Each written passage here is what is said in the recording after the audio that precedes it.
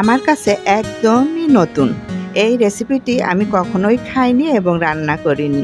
তো যাই হোক, আজকে তৃপ্তি করে দুটো ভাত খেলাম, আলহামদুলিল্লাহ। প্রিয় দর্শক, আসসালামু আলাইকুম। আশা করি সবাই ভালো আছেন। বরাবরের মতো ছাদে চলে আসলাম ওলের ডাঁটা কাটার জন্য। ওল আমরা সবাই চিনি। তো দেখতেই পারছেন দুইটা কুশি বের হয়েছে, গুড়ার থেকে যে নতুন কুশি বেরিয়েছে সেই ডাঁটাটা আমি কেটে নিলাম, মূল ডাঁটাটা আমি রেখে দিলাম। এই ডাঁটাটা কেমন করে খেতে হয় প্লিজ সবাই জানাবেন। আমি নতুন আজকে রান্না করব। তো দেখতে পারছেন এইভাবে টুকরো টুকরো করে কেটে নিব। তো খুব ভালো করে ছুলে নেব প্রথমে, তারপরে একটু চিড়ে আমি টুকরো টুকরো করে কেটে নিব। তারপরে আমি খুব ভালো করে ধুয়ে পানিতে ভাপ দিয়ে নিব। ভাপ দেওয়ার পরে কি হয় আপনাদের সাথে শেয়ার করব, দেখতে থাকুন। এখানে আমি স্বাদ মতো একটু লবণ দিয়ে দিব, দেওয়ার পরে ঢাকনা দিয়ে ঢেকে দিব। ডাঁটাগুলো আমি 5 মিনিট মতো ভাপ দিয়ে নিব। এই ডাঁটা কে কিভাবে খান প্লিজ কমেন্ট করে একটু জানিয়ে যাবেন। ভাপ দেওয়ার পরে দেখুন ডাঁটা থেকে কি পরিমাণ কষ বের হয়েছে, একদম কালো হয়ে গেছে। তো এখন আমরা ডাঁটাগুলো পানি ঝরিয়ে নিব। ঝরিয়ে নেওয়ার পরে ফ্রাই প্যানে একটি ডিম ভেঙে দিব। আমি মুরগির ডিম দিয়ে এই ভাজিটা করব ওল। একদমই নিজের আইডিয়া থেকে রেসিপিটি, আসলে যারা রান্না করে তাদের ফুল রেসিপি কেমন করে খেতে হয় এগুলোও জানা লাগে না, নিজের আইডিয়া মতো রান্না করলেই সুস্বাদু হয় আমার মনে হয়।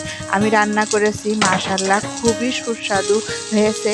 এই ওলের ডাঁটা যে এইভাবে ভাজি করলে এতটা সুস্বাদু হবে খেতে বুঝতে পারিনি। এর আগেও কখনোই কিনে বা নিজে লাগিয়ে খাওয়া হয়নি। আসলে রিজিকের মালিক আল্লাহ, এখন আমার রিজিকে লিখে রেখেছে, এই জন্যই আমি এখন নিজের হাতে রান্না করে আলহামদুলিল্লাহ খেয়েছি। তো প্রথমেই আমি ডিমটা ভাজি করে উঠিয়ে রাখলাম, তারপরে পেঁয়াজ কুচি, রসুন কুচি আর কাঁচামরিচ ফালি দিয়ে দিলাম। তারপরে এখানে দিয়েছি একটা আলু কিউব করে কেটে, তারপরে কাঁঠালের আটি, পরিমাণ মতো হলুদের গুঁড়া, জিরার গুঁড়া, ধনিয়ার গুঁড়া আর স্বাদ মতো লবণ দিয়ে আমি ভেজে কিছুক্ষণ, তারপরে আমি কিছুটা পানি দিয়ে ঢাকনা দিয়ে ঢেকে কিছুটা সিদ্ধ করে নিলাম। এখন খুব ভালোভাবে নাড়াচাড়া করে আমি সেই ভাপিয়ে রাখা ওলের ডাঁটাগুলো দিয়ে দিব। প্রায় সিদ্ধ হয়ে গেছে, দেখতেই পেলেন। তো যাই হোক, আমার মনে হয়েছে বিশেষ করে এই কাঁঠালের আটিটা দিলে খুবই মজার লাগে।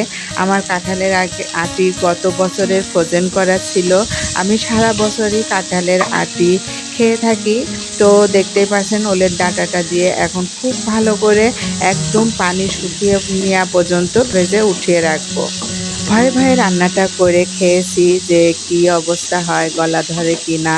তো যাই হোক, খুবই ভালো ছিল আলহামদুলিল্লাহ। এখন ভেজে রাখা সেই ডিম ভাজিটা দেওয়ার পরে আরও খুব ভালো করে 5 মিনিট মতো মিশিয়ে ভেজে নিব। একদম পানি শুকিয়ে নিতে হবে, তাহলে কিন্তু একদমই গলা ধরবে না। আলু আর কাঁঠালের আটি ভালোভাবে সিদ্ধ হয়ে যাবে। তো ভাজাটা শেষ করে এখন নামিয়ে নিচ্ছি, দেখতেই পারছেন। গরম গরম পরিবেশন করব লেবু দিয়ে।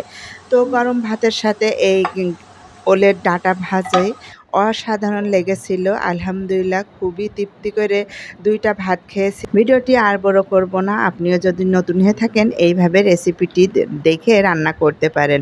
সবাই ভালো থাকবেন। ভিডিওটি ভালো লাগলে এইভাবে বাসায় খেয়ে দেখবেন। আল্লাহ হাফেজ।